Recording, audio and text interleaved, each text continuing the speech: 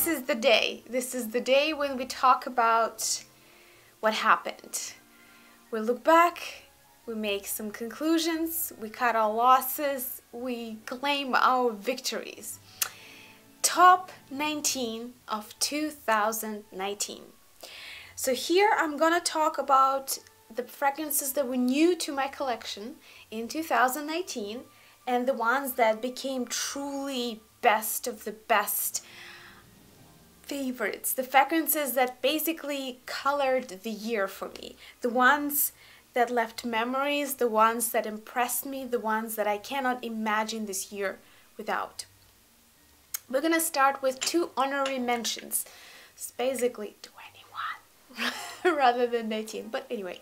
So these 2 were truly very special additions to my collection, but they didn't make the cut of the top 19 because I only wore them for very specific moods, for very specific occasions. And one of those is Serge Lutens Gris Clair. To me, this is one of the best sweet, spicy lavenders that really exist on the market. To that matter, I started from Mon Guerlain by Guerlain, and I absolutely hated it. To me, it was just really cloying in counterintuitive combination of sweet notes and lavender. Here, by Serge Lutens Gris Clair does it right. It is sweet enough, it is spicy enough, and it's still central with the lavender note. I absolutely love it. It's one of the most unique lavender scents in my collection. The thing is that lavender for me, especially a lavender-centric perfume, it's very niche. Like, to me, it has a very particular place in my moods and in my life. So I couldn't really include it in the top 19. But it's definitely one of the best lavender fragrances that I own, and I acquired it in 2019. This is why it's here. Another one, oh, this was such a prized possession. You know how expensive these are, don't you?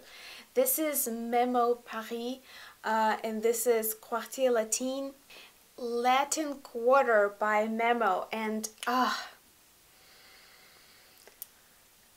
it is so rich, sophisticated, spicy, powdery, almost has a bit of like of a flowery kind of dusty note to it, and yet it is not too you don't want to sneeze when you smell that, which often happens with very spicy or dusty perfumes.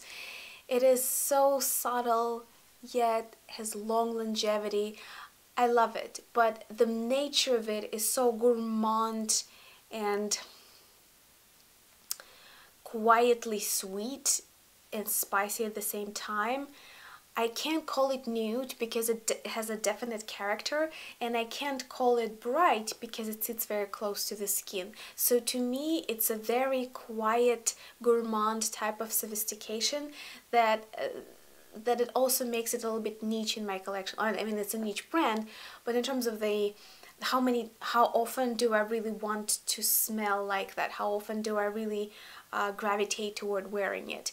I chased it down. It was so hard. It was so expensive. So I'm so proud that I bought it for basically 30% of its original price. So this makes it super valuable acquisition to my perfume collection, and I adore the smell. But it didn't really color the whole year for me. I kind of wore it maybe like four days straight after I bought it, but then kind of just put it back, and every once in a while I pull it out and I sniff it, but I don't wear it as often, partially because it was so hard to get and I almost like feel a little bit stingy wearing it. But I'm sure I will change that in the new year. I just wanted to show it to you because for me it was such a precious trophy, basically. Okay, so now to the top 19 of 2019. I'm gonna start with all year round favorite, and again, a surprise, super affordable purchase that has a very confident, heavy but not too heavy, gourmand but not too sweet, very wearable, everyday, rich oriental gourmand scent. And this is Fifth Avenue Royale by Elizabeth Arden. If you've ever tried Fifth Avenue, don't think that this is going to be exactly like that. Yes, most of the flankers for Fifth Avenue smell more or less the same, with very minor variations. This, however, is one of those super wearable rose ouds that even people who don't particularly like rose and people who don't particularly like oud can wear. So this is one of those kind of like everyday options to wear heavy fragrance without really being dominated by it. I basically wore it anytime I wanted something heavier, but I didn't really want to pull some kind of a beast mode perfume that might be offensive or too noticeable to people around me, or I could get tired of it. This was just perfect. If you want to get it louder, just refresh it every hour and you will get this potent, very vibrant, majestic effect. And yet it's actually safe to wear to the office because it's not loud and it doesn't have too much heaviness and or any kind of animalistic notes that that are typical for kind of like heavy artillery kind of perfumes. I wore so much of it because it gives this a little bit of a dressed up fancy feeling without really any kind of overbearing consequences. Okay, this I have to mention this second because this is another trophy that I got in my collection. I chased after it for months and finally managed to acquire it in Moscow when one of the Cartier representatives hooked me up with a bottle. So this is a Selective line by Cartier. It's the name of this fragrance is L'heure défendue. So this is basically it's forbidden hour. That's how it's translated to English. Number 7. This is Hogwarts in a bottle. It is the most rich, gourmand chocolate, dark chocolate, patchouli scent. I have never ever met anything like this. I've tried high and low. I've tried niche, luxe, boutique lines of sort of big perfume houses. Haven't once came across something that was even remotely close to it. It's very atmospheric perfume. It's very niche.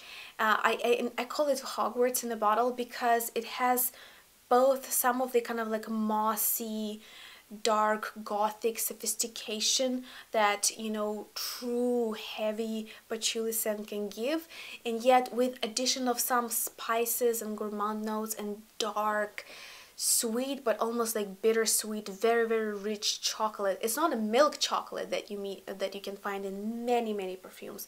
This is dark chocolate. This is true, and it's almost like an evening in the Old English library in a castle that like it's really softly lit and very warm in the library, but the moment you step outside, the coldness of the stone and the winter outside of the castle walls really reminds of itself. So it combines both of these kind of like gothic, stony, patchouli, I wouldn't say coldness, but a little bit of this kind of like heaviness, and yet the warmth and comfort of well lived in kind of comfortable leather chair where you're drinking hot chocolate. I absolutely love it. This is currently my signature perfume, not because it's so super wearable, but because it's so unique to my collection. And this is the kind of perfume that I don't really wear out. I don't really wear it in social circumstances because it's very introverted, it's very magical and mysterious, and I prefer to sort of keep it to myself when I wear it. The next one was the perfume that made me fall in love with rose oud fragrances. This was my opening. This was the first example when I actually liked that combination. Many of you probably already guessed what it is. This is Nikolov Royal Rose Oud. This is it's the cleanest, most elegant, and even, dare I say, freshest of the rose ouds that I've ever tried. This is the one, again, that surprisingly you can wear to work. It's just, there's something special about this one. I've tried so many combinations of rose oud, and all of them are usually more on the sweeter, darker, gourmand, almost like alcohol or liquor kind of style of how the rose oud is wrapped. This is the complete opposite of that. It's clean, vibrant.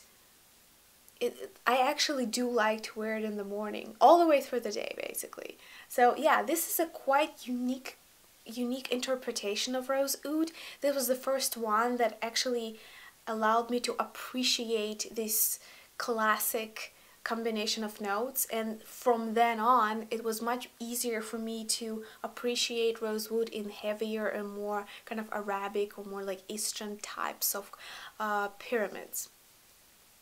So yeah, this I bought myself. I used up a generous decant that was sent to me by my subscriber. Thank you so much for the generous gift, and I got myself a full bottle. Next one is an end of a very long journey. I have tried over 15 fragrances from Serge Lutens, and I sold probably 10 or 11 of them. At this point, I completely narrowed down my collection, and this was the fragrance that I realized is my absolute favorite from this brand so far. And this is Vitriol Oulé. Basically, it's mercenary kind of carnation. A lot of people cannot bear to wear this perfume because this evil, kind of like heartless carnation with spices really offends a lot of noses. For me though, it opens up with these mysterious, lethally gorgeous, kind of like seductive flowers that are wrapped in the sort of carnation and its surrounding spices. I absolutely love it. This was the perfume that finally allowed me to make peace with this house, because I was trying one after another, one hit and cult favorite after another, and I was just hating them. At best I was, you know, but at worst I was like, I can't. Like it was a horrible match with Joe DePaul, couldn't stand Shargi, and I went through one after another, Arabi, Amber Sultan, and this and that. Oh my god, La Fleur de Fil, like so many, until I got to this one. So I wear it all year round. For me, it's a very kind of, again, signature scent. This is a very hostile spice scent that a lot of people can't wear, which makes it's almost like a wild animal that I managed to tame, if it makes any sense. So that makes it that much more make me more proud that I have it and that I can wear it, and I love how seductive and mysterious it becomes on my skin. The next one was the first, and so far one of the very few fragrances from the house of Unwashed that I could become friends with. Not only friends with, I'm in love with this perfume, and this is one of the most atypical fragrances in the Unwashed line. This is Unwashed Sealed. So I have a smaller bottle. Again, they are crazy expensive, but they are magnificently packaged. This is styled to the T. This is this kind of like Western / Arabic influence. And Ciel, I love it so much. Oh my god. These are, it's like a mermaid fragrance for me. But mermaids in like a horror movie. not the happy-go-lucky, cute kind of mermaids. These mermaids, they live at the depth of rotting soil, tree leaves, lost and like kind of crushed ships and bodies of sailors. These kind of mermaids who eat flesh of sailors. These are kind of mermaids that, you know, have sharp teeth but beautiful hair, like mesmerizing faces, and beautiful kind of like vibrant, almost rainbow-like scales, and yet they're vicious, they're heartless, and they're very predatory. The green notes that are a little bit swampy in CL, these are the ones that give me this a little bit of predatory and swampy feeling, kind of rotting a little bit. But then it opens up, it kind of like, it constantly rotates, mutates, and kind of glistens, this perfume. Ciel by Unwashed has a lot of these evolutionary nature to it, that when it starts with one kind of mood and then slowly migrates, morphs into something very soft, flowery, and almost dreamy and magical. For that, I absolutely love it. The next one, which was one of my absolute favorites to wear in late spring, not late, actually in the middle of the spring, like the most disgusting and austere kind of weather, you know, when it's not warm yet and it's raining and it's just like there's really kind of unpleasant nakedness in nature around you. And I call this one My Leather Flowers. This is the most classic fougere that you can find on earth, because this fragrance by Ubigan, Fougere Royale, this is the fougere that made all of the other fragrances to be called fougères, you know? So it's currently marketed toward men, though it never really was originally. As far as I know, it was worn by women more than by men. But these days, when everything, for whatever inexplicable reason, has to be divided by gender, it's marketed toward men. I have absolutely no problem wearing it myself. To me, it has nothing about masculinity or like Old Spice kind of thing. This is a very elegant, juicy, well put leather flowers. I know it doesn't really pitch itself as a like floral or even leathery perfume, but this is how I kind of internalize its pyramid. It really has a very cohesive and well blended structure, so it doesn't really fall into specific notes. I can't really tell apart what is what in it, and this is where I like it. It's a very confident, monolithic, long-lasting, and very put together perfume. I absolutely love it. It's not bitter, it's not sweet, it doesn't really fall to any of those standards, cliche types that we're so used to seeing on the shelves. And due to its historic nature and the fact that the whole family of fragrances were named after it, I love it even more for that. Alright. Now we're moving towards kind of like later spring and things that I was obsessing with at the time. And Burberry Brit Rhythm. I love it. This is what I want all designer perfumes to be like.